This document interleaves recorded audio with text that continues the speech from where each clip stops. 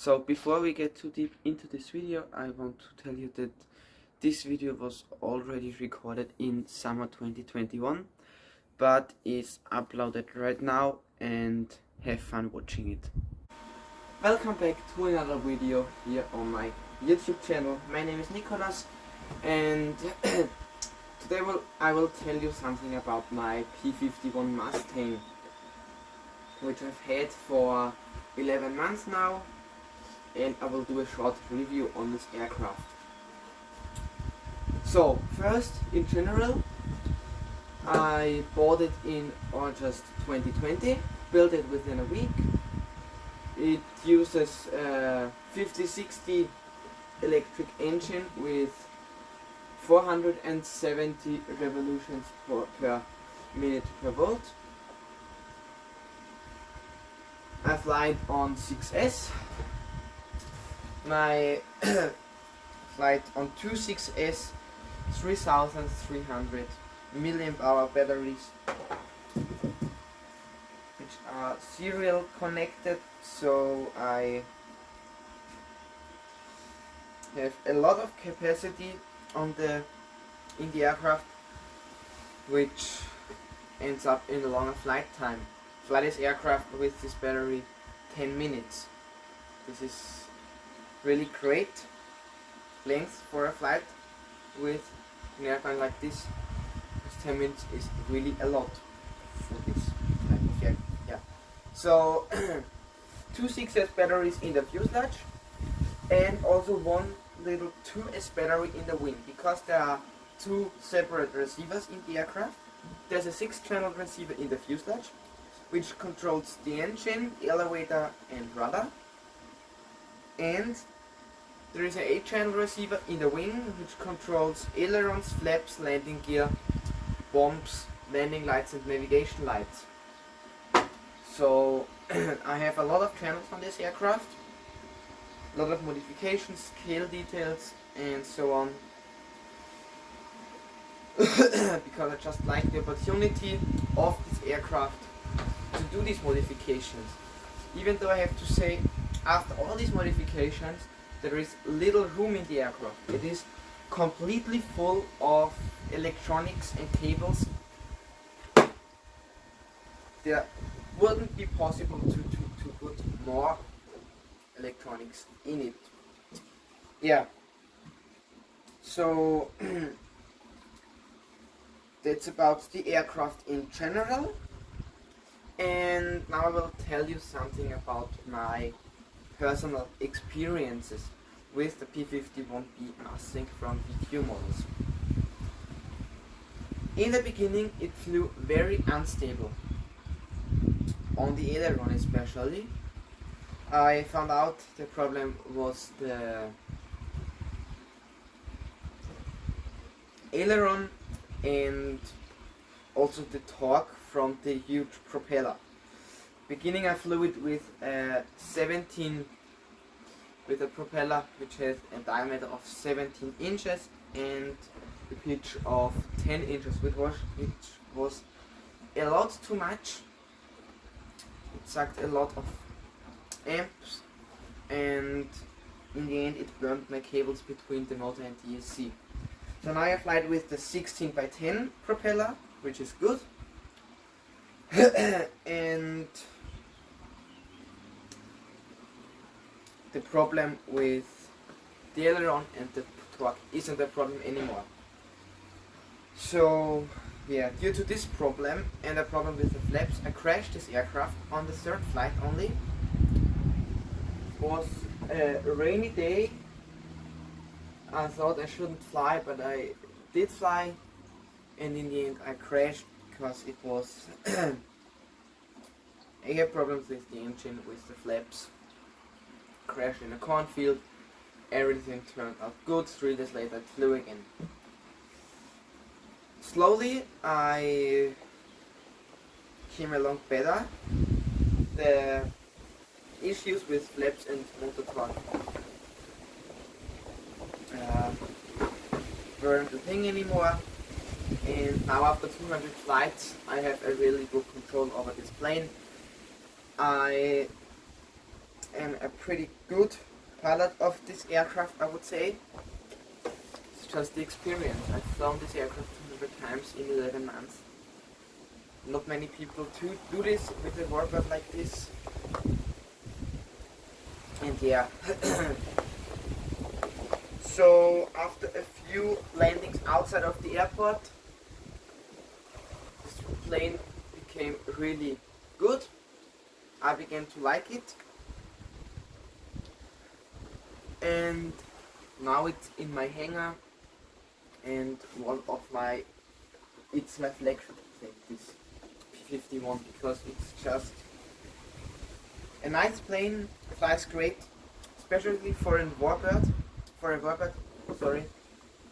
It is very easy to land because of this wide landing gear, which is also very much forward. In front, the wheel is at least 10 centimeters in front of the CG, which is great for landings. It lands easy, even on very bad grass runways. Here on the airfield we have a grass runway which wasn't really good in winter, but I did fly it because it was no problem. I flew this aircraft in very different conditions. I flew in summer when we had a little meeting on the airfield in front of publicity. I flew it in over 35 degrees, no problem. Later in fall, in winter, I flew it almost every day. So I flew it at 0 degrees, -5 degrees, in rain, in drought, all the time. I also did 2 flights on snow. I've also made a video about that.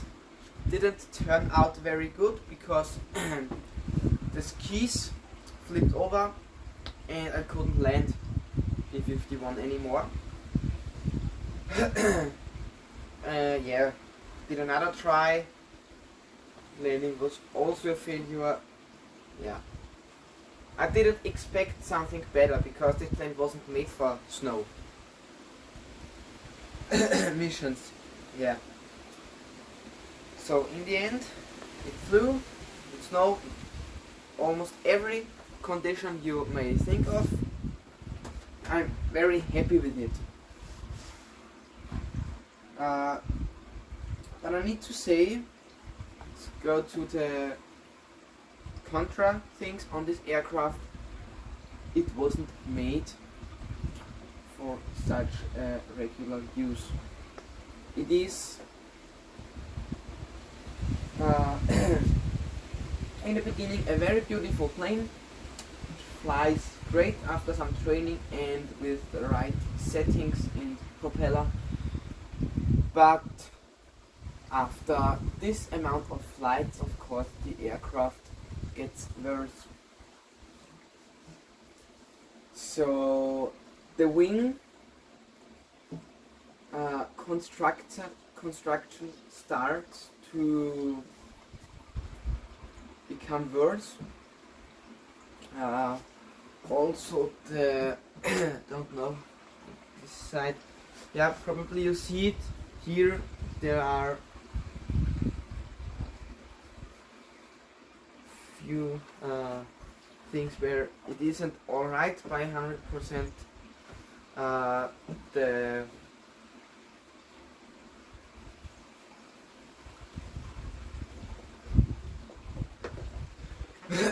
yeah, the tail is also a very bad thing on this aircraft. So I don't know if you see it clearly on the video. I will switch on the plane now. The rudder is very the vertical stabilizer is very weak, if you see it. Also the rudder, it has a centimeter where it can flap around. elevator, the same thing. It's a little bit better, but it also bends a lot here. Would be very interesting to put a camera on this plane and have a look how it behaves in flight. Also, the elevator isn't really good anymore, so the condition of this aircraft is not the best, but it still flies. So let's get to the underside of the aircraft. Here I'll show you a few of my modifications. So, of course, there is the aileron, the flap, servo. This thing is for the bombs. So if I switch here on the radio, this switch, I release the bomb, and here the other bomb, the bomb goes down. And landing gear, the gear bay is also in a condition, in a very bad condition. In the beginning, it was just as big as the gear strut, but with the time, things broke off, and now it is a big hole on the underside of the aircraft, which is definitely not beautiful, but it flies. That's the point of it. Yeah, here are the antennas of the wing receiver. You see them clearly. I've put them outside for a better signal. Here is also there is the long range antenna. Here the other long range antenna from the fuselage receiver. Because I simply feel a lot better when I know there is a long range antenna in this aircraft which provides a lot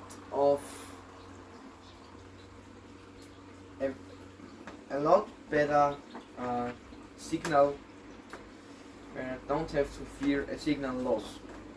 Yeah, here you see I've tried to fix it with tape. It's not beautiful anymore, this aircraft, as you see. The wingtips are 3D printed, they don't fit perfectly.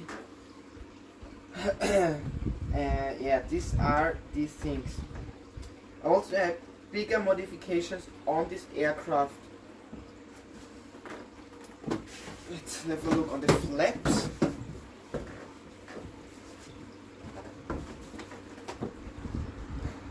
Yes, you see it perfectly. The flaps were originally hinged here in the middle with normal hinges.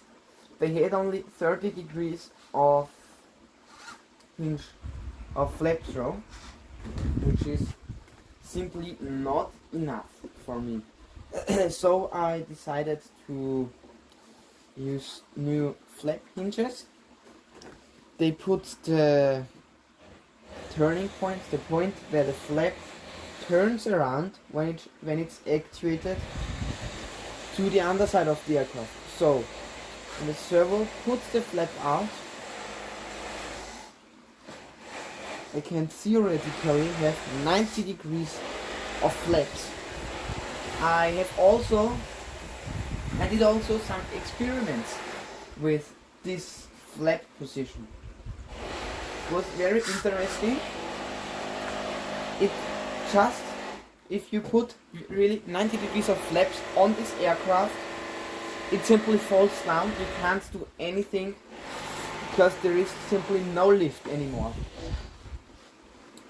But this modification was really good. This aircraft now can fly with 10 kilometers per hour, which is very slow. It can do really slow and low passes, 2 or 3 meters high, 10 kilometers per hour. It simply feels great. That's why I love these warbirds. And a few moments later I can do a 150 kilometers per hour low pass. I really like these things that are possible with aircraft like this. Yeah. as you may also see on the video, I'm not sure, yeah, you see it a little bit. I tried to do a little weathering. So I painted the wing a little bit, especially the leading edge of the wing. Yeah, here you see it perfectly. The leading edge is painted, so the aircraft looks a little more like a beast. I also painted here the front window of the cockpit in green, because the original P51 had also this green front window. I guess this was for night usage or something. I'm not sure about it. Yes.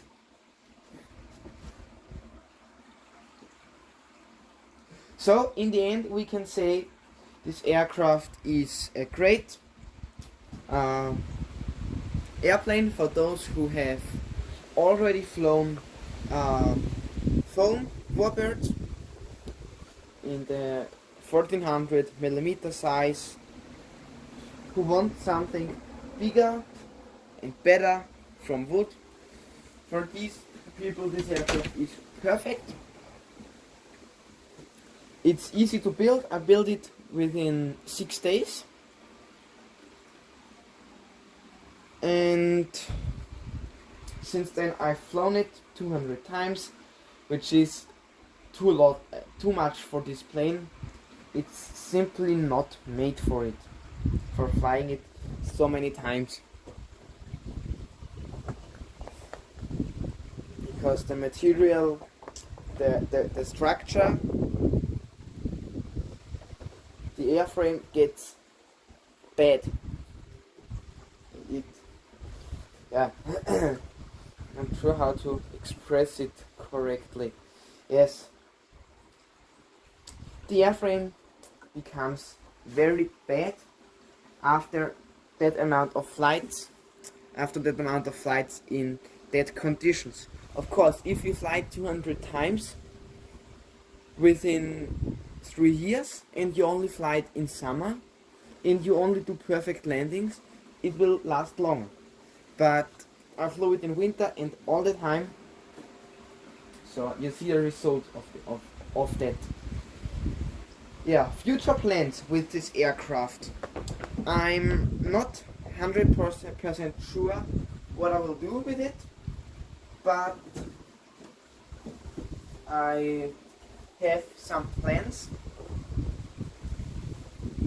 Probably I will use the airframe as base structure for a upcoming project this summer. If I do so, I will definitely make at least one video about it where I will show you the details, but I'm still not sure about it because there would be a lot of things to do. So this is it, the P51B Mustang, my review on it. It was a great plane. I'm still happy with it. If you have questions on the P51, you can write them in the comments. I will try to answer as many comments as possible. Probably if it's really a lot, I will do another video on it.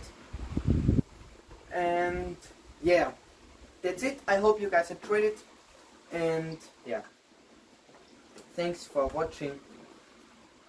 See you next time.